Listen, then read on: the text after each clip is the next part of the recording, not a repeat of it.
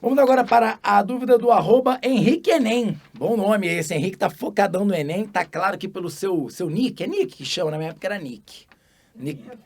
Na minha época, quando eu tinha o meu, como é que é o negócio que a gente conversava? MSN. MSN, no meu MSN eu tinha o meu nick. Eu nem me lembro qual era, acho que era Pelizari mesmo, não sei, porque eu já dava aula, pra você ter uma ideia como eu comecei velho nesse negócio. Eu não tive ICQ, eu não mexi no ICQ, mas mexi no MSN. Mas tu não mexeu no ICQ porque tu não tinha idade. Eu não mexi porque eu tinha medo de me envolver com essas coisas. O Orkut mesmo, eu fui ter muito no final. Eu tinha muito medo da minha vida exposta. Porque quem viveu as perseguições da ditadura militar sabe muito bem o que pode significar suas informações jogadas aí pelo computador. O SNI faria uma grande... Desculpa, gente, vamos lá. Imagina eu lá no meu perfil. Renato, aí amigos, Carlos Marighella, Carlos Lamarca, imagina eu lá com o meu fuzil assim, ó, no meu perfil. Para, gente, de bobeira, vamos lá, vamos para as questões, caramba. Então vamos lá, Henrique Enem. Pergunta dele é sobre federação. Por que o Brasil é uma república federativa se existe uma autonomia entre os estados?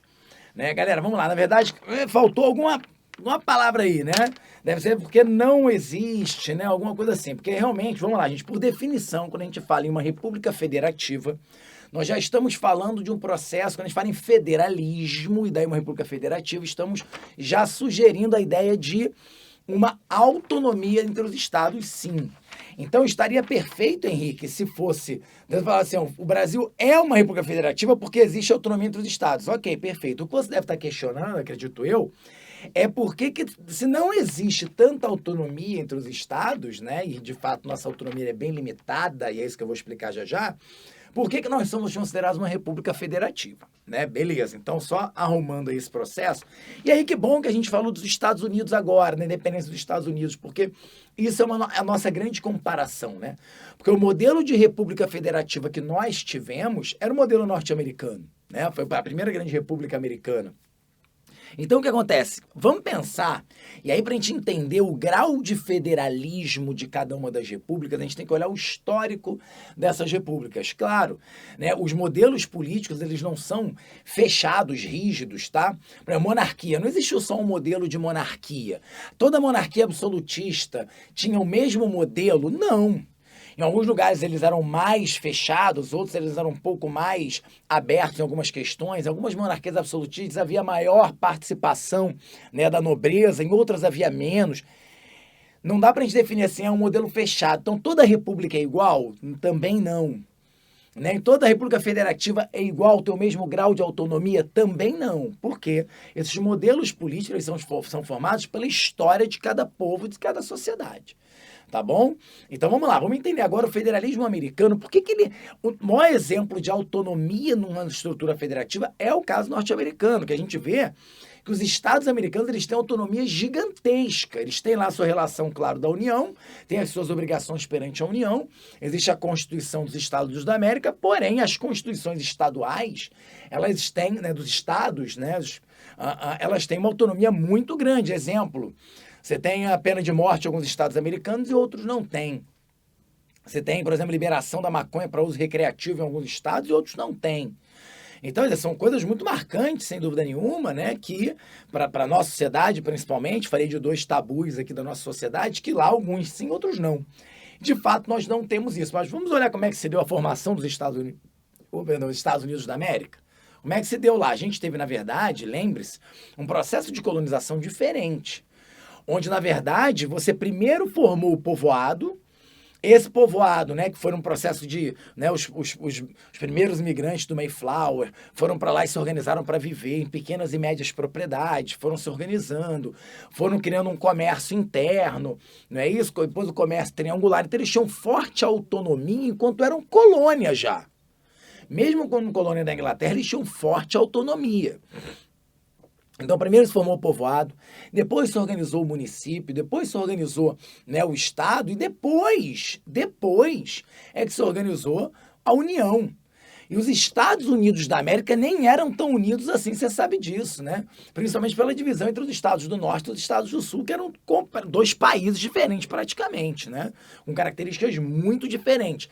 A Guerra de Independência, quando eles se juntaram para derrotar a Inglaterra, forjou essa ideia de Estados Unidos. Não eram. Tanto é que a Guerra de Secessão é que vem, entre aspas, resolver esse problema. Né? Tudo bem, o Norte mandando no Sul, o Norte ocupando militarmente o Sul, mas não importa. Os Estados Unidos da América foram formados posteriormente. No caso brasileiro, não. Vem um modelo de colonização bem centralizado, né? Primeiramente, tudo bem, as capitanias hereditárias não deram muito certo, aí veio o governo geral, já centralizou esse processo. Não é isso? Depois, né, com o nosso processo de independência, vem uma família real que se coloca no Rio de Janeiro e centraliza as decisões mais uma vez. Vem a independência, a gente tem um imperador que vai centralizar esse processo de novo. Então, total concentração de poderes na capital. Então, quando vem a República, nós temos uma grande... A proclamação da República no Brasil, ela gera, de fato, uma grande ruptura desse modelo unitarista, estabelece um modelo federalista. E tem mais. É porque essa Constituição nossa de hoje, ela é menos federalista que a Constituição de 1891. A nossa Constituição republicana com maior grau de autonomia dos estados era de 1891. Tá? Então, onde é que eu quero chegar? Né? Que nós já fomos mais federalistas, hoje nós somos menos. Tá? Mas nossa história de alto grau de concentração de poder nas mãos do governante e na capital, tá, do império, ela então traz para a gente um processo republicano diferente do processo norte-americano. Tá? Mas é claro que estamos passíveis ainda. O Brasil ainda pode, né, votar, os políticos podem votar um grau maior de autonomia dos estados. Tudo bem? Isso é passível de modificações. Não é fácil, não é simples, teria que ser uma PEC, né, uma proposta de emenda constitucional, para que a gente mexesse nesse grau de autonomia dos estados brasileiros. Mas agora, só lembrando, nós temos autonomia sim, todo estado tem constituição própria, tá?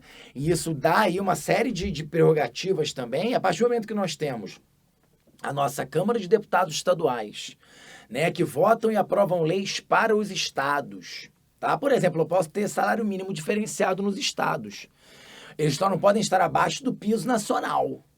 Então, você pode aprovar um salário mínimo maior em outro estado, você não pode menor do que o piso, mas você pode aprovar. Então, você tem estados onde o salário mínimo é diferente, sempre mais alto, tá? Entende? Então, você tem as leis do Estado brasileiro, tá? E você tem as leis estaduais, que elas só não podem contradizer, se contrapor às leis federais. Mas existe sim uma autonomia dos estados. Beleza?